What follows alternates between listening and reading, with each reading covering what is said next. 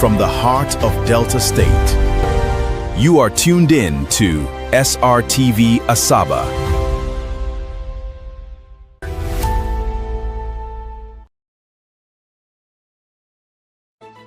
Good morning and welcome to Srtv Morning News, reaching you live from Asaba. I'm Obama Gabriel Joy. Thank you so much for joining us. Here are the stories making headlines this morning.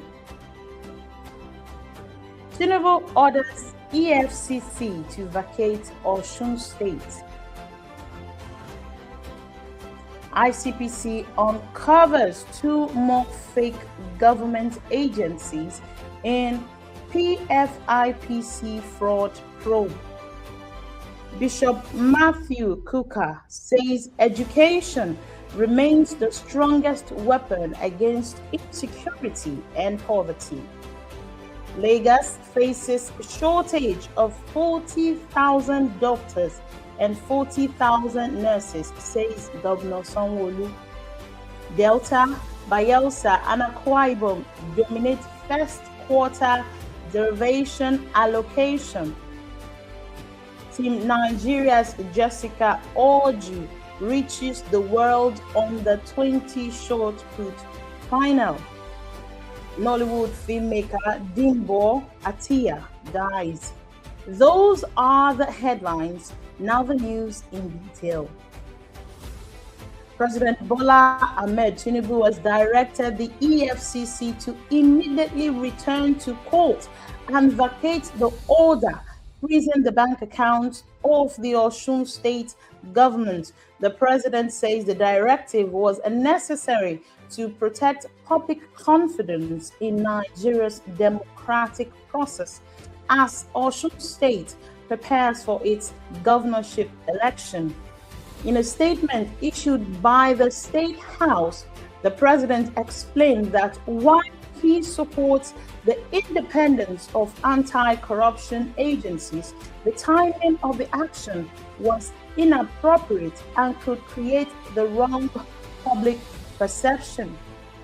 The EFCC had obtained the court order while investigating alleged financial infractions involving the Osun State government and insisted that it acted within the law.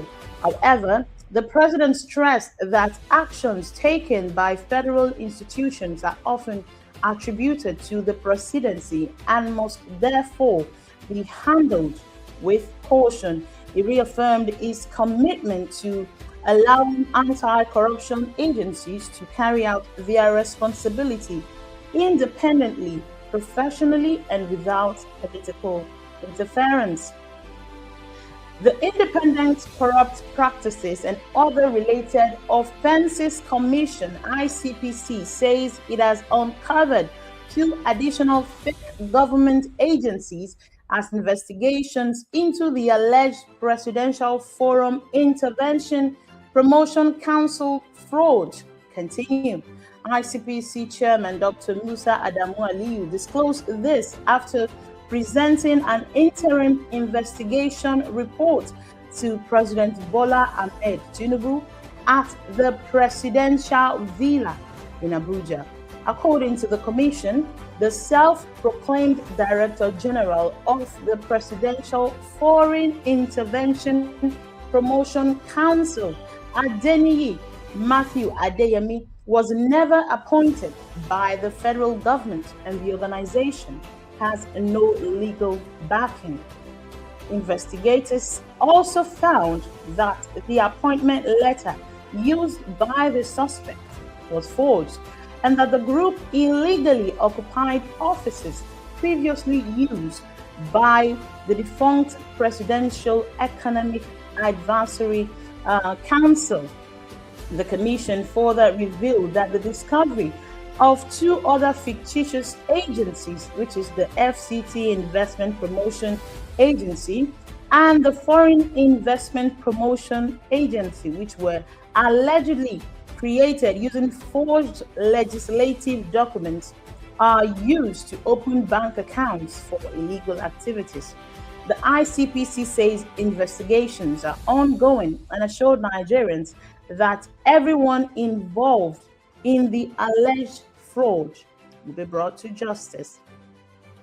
On politics, the stakeholders of the All Progressive Congress in Kogi East Senatorial District have renewed calls for the governorship to return to the district ahead of the 2027 elections. The demand was made during a strategic leadership conference in Abuja, where party leaders said it was time to reposition Kogi East politically.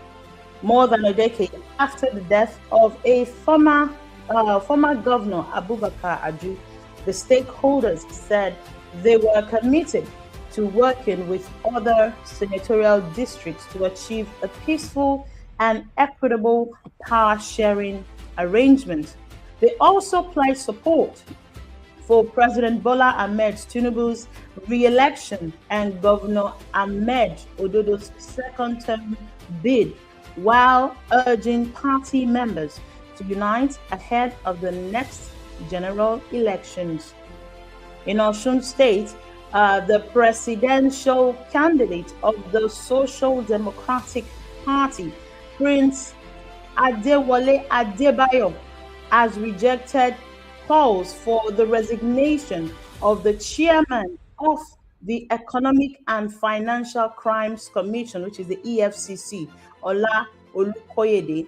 Speaking at a press briefing in Abuja, Adebayo urged that the EFCC chairman was only carrying out his statutory duties in freezing the Osun State government's accounts.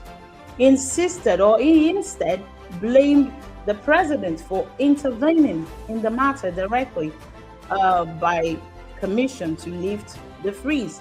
According to Adebayo, if the EFCC acted wrongly, the matter should be resolved through the courts rather than through political directives. We move to Gombe's ADC Publicity Secretary as he resigns. Now, the Publicity Secretary of the African Democratic Congress in Gombe State, Abdulrahman Buba Zuwan or Zaune, has resigned from the party with immediate effect. In a resignation letter addressed to his ward chairman, Zaune thanked the party for the opportunity to serve at the local, state, and national levels, although he did not reveal his next political destination. His resignation has fueled speculation that he may defect to the ruling All Progressive Congress, especially following a recent visit to his local government by the APC governorship candidate. Political observers say the development reflects a growing realignment ahead of the 2027 general election.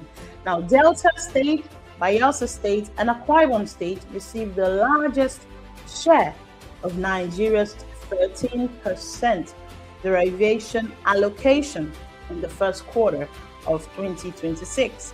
Analysis of data published by Budge 8 Nigeria shows that the three oil-producing states received nearly 75% of the 21.9 billion shared during the period.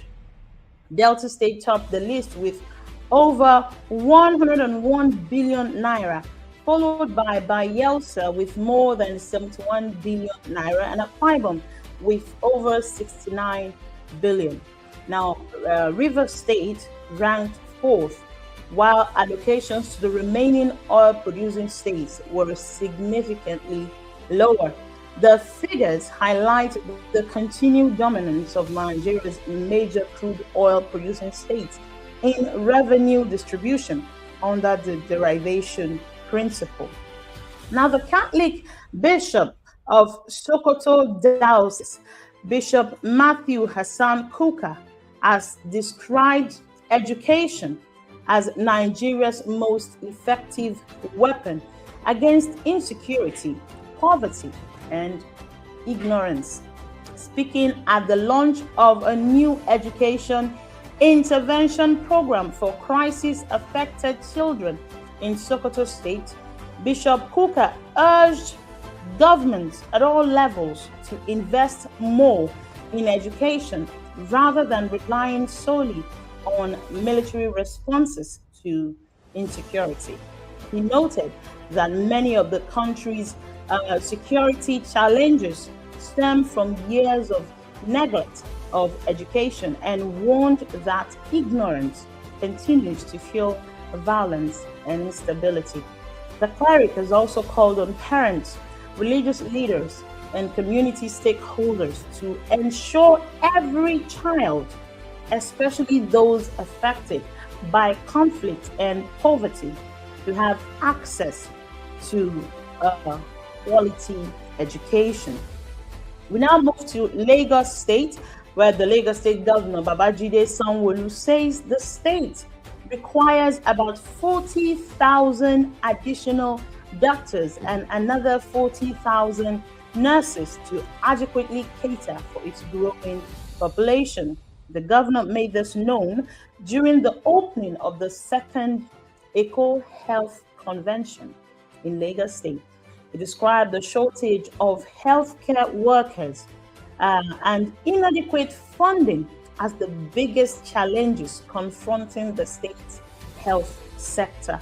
According to him, more than 1.5 million residents have enrolled in the state's health insurance scheme, while the government has intensified recruitment, improved welfare packages, and plans to establish a university of medicine and health sciences to strengthen healthcare delivery.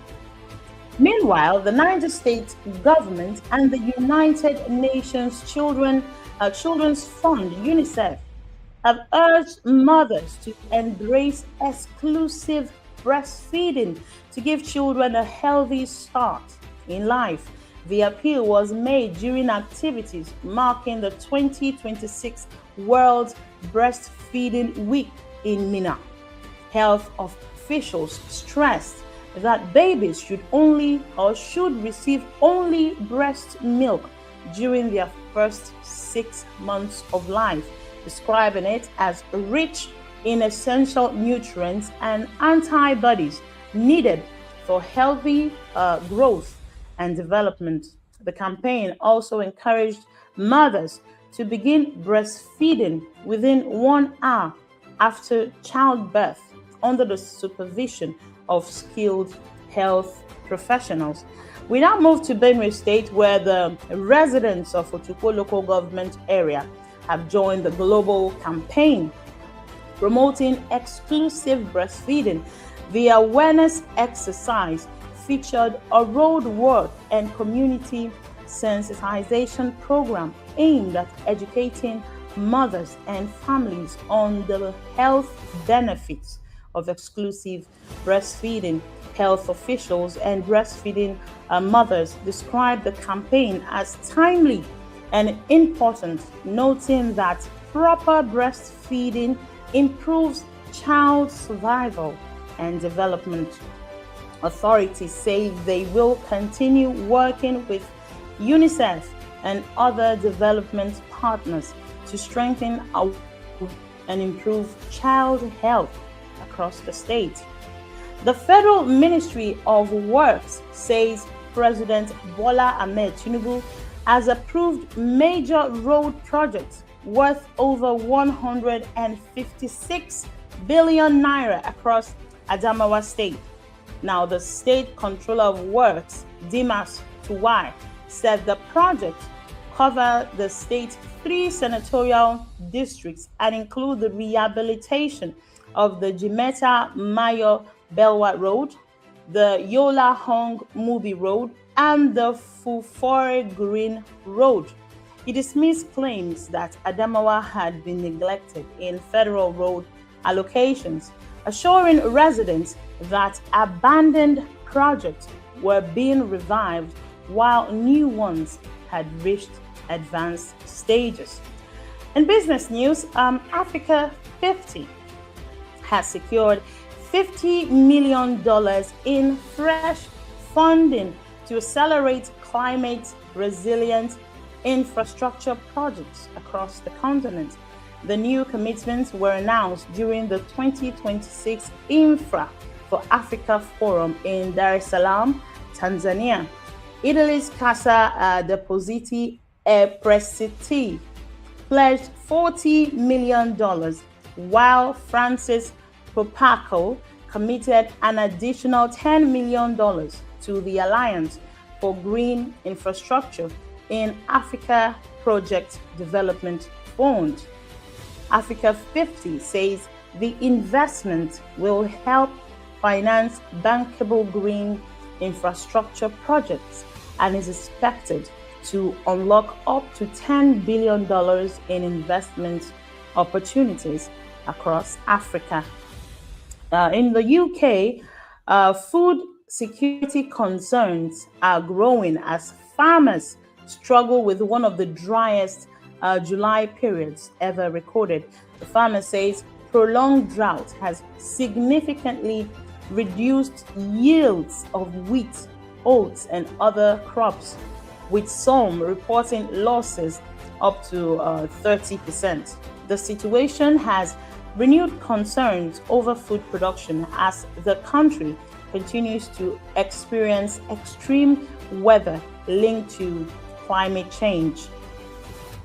Experts warn that if dry conditions persist, food prices and agricultural productivity could come under further pressure. In the Ukraine, it's accelerating its development of AI-powered combat robots as the war with Russia continues. Engineers are building autonomous ground robots designed to transport supplies, evacuate wounded soldiers, and in some cases, carry weapons into combat zones. Developers say the technology is intended to reduce the risks faced by soldiers on the battlefield. Despite recent changes in Ukraine's defense leadership, industry experts believe the country's investment in drone and robotic warfare will continue to expand. Meanwhile, Ahmadu Bello University, Zaria, is mourning the death of senior law lecturer Dr. Umar Sani Bebeji, who died in a road crash along the Kaduna-Zaria Expressway. The accident reportedly occurred near Dumbin Rauga on Saturday morning. Dr. Bebeji served as Assistant Dean of the Faculty of Law and coordinator of the university's Law Clinic, where he was widely recognized for promoting access to justice and mentoring young lawyers. His death has drawn tributes from colleagues, students, and members of the legal community. Meanwhile, the Bayelsa state government is set to introduce Scrabble and chess into secondary schools as part of efforts to promote intellectual development among students. The initiative follows a directive by Governor Doye Diri and will begin with the state's maiden secondary school Scrabble championship. Officials say selected teachers will receive specialized training before mentoring students for further competitions. The program is expected to strengthen critical thinking, public problem-solving skills, and nurture future national champions. Now, on to sports. Team Nigeria's Jessica Orji has qualified for the final of the women's shot put event at the ongoing 2026 Athletics Under 20 Championships in Oregon, United States. Orji delivered an outstanding performance in the qualification round with a throw of 17.56 meters, comfortably surpassing the automatic qualifying mark to finish first overall. The impressive display reinforces her status as one of Nigeria's brightest young athletics talent and raises hope of a medal in the final.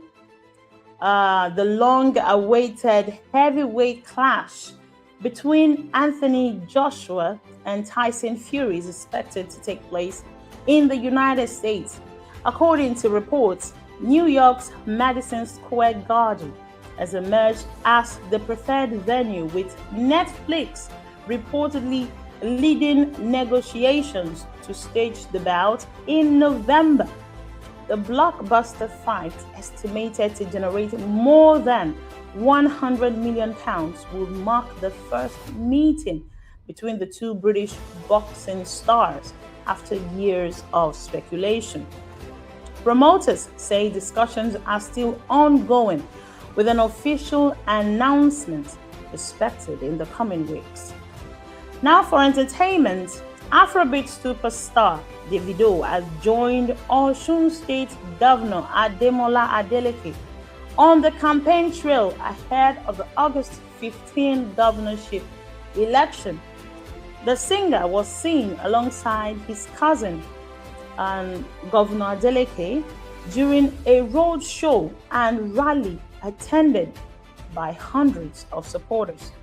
Videos from the event showed Davido making his way through the crowd before joining the governor on stage, where both acknowledged cheering supporters. The appearance has generated widespread reactions on social media as political activities intensify in Osun State. The Nigerian film industry is again mourning the death of renowned movie director Dimbo Atiya. His passing was announced by the founder of the Best of Nollywood's awards, Seun, while tributes have continued to pour in from colleagues and fans. Actor Mofe Duncan described Atiya as one of the entertainment industry's greatest creative minds. The cause of death has not yet been disclosed. His death comes shortly after reports of the passing of actress Temitope Oshoba, making it another painful moment for the Nollywood community. And that's sports and entertainment. Before we go, let's take a look at the weather forecast for Friday, the 7th of August, according to the Nigerian Meteorological Agency. In the northern region, expect morning thunderstorms over parts of Kaduna, Taraba, and southern Adamawa, with more widespread thunderstorms across the northwest, Taraba and Adamawa later in the day. Across the north central region, the morning will be partly cloudy with isolated thunderstorms over parts of Niger, Kwara, and Benue states. More widespread thunderstorms are expected later in the day across Benue, the Federal Capital Territory, Kwara, Niger, Nasarawa, and Plateau states. In the southern region, cloudy skies and light morning showers are expected over parts of Ogun, Lagos, Ondo, Delta, Imo, Enugu, Anambra, Akwa Ibom, and Cross River states. Rainfall is expected to become widespread across the south by afternoon and evening. Residents in flood-prone areas are advised to remain alert, avoid flooded roads, and disconnect electrical appliances during thunderstorms where necessary. And that's it for today's Srtv Morning News. Thank you for joining us. I'm Obama Gabriel Joy. See you next week, same time, same channel. Happy weekend.